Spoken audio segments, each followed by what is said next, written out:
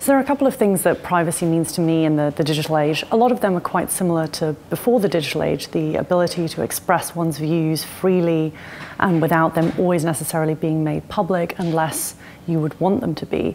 But the other aspect of privacy for me in the digital age is actually about transparency and knowledge, that one should actually know when one's views expressed in, say, an email could be looked at by others or sourced by others. So one of the keys, and I think the changing aspects of privacy in the digital age, is our ability to know when something is kept private, if it's put online, and when it is not.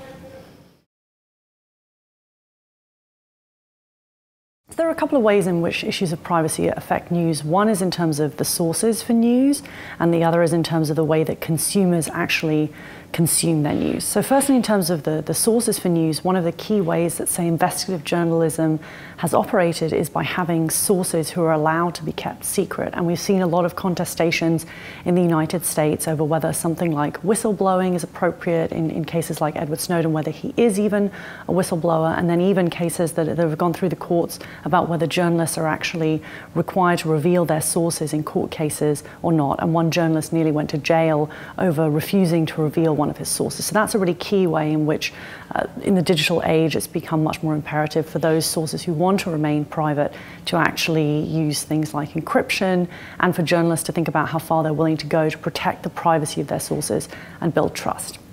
The other way in which privacy and news have changed has been the ways in which news organizations can actually know what their customers are reading. So we can know on a really granular level how many people are reading what article, do they read it to the end, which part of the newspaper are they consuming, or other kinds of news sites. That's something that we simply didn't know before when you were just selling a newspaper as a bundle and you didn't really know what each person was reading.